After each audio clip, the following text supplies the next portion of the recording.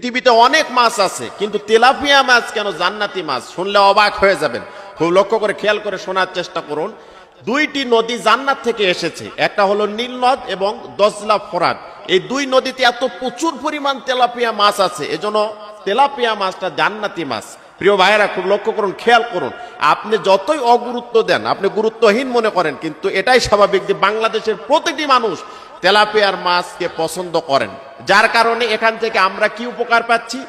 যাদের সন্তান হয় না তাদেরকে যদি বেশি বেশি তেলাপিয়া মাছ খাওয়ানো হয়, আপনারা হয়তো মনে করতে পারেন যে হুজুর এটা খেলেই কি এই কাজ হবে? আমি বলতে পারি যে দেখুন, সব কিছুর ক্ষমতা একক ছত্র মালিক আল্লাহ পাক।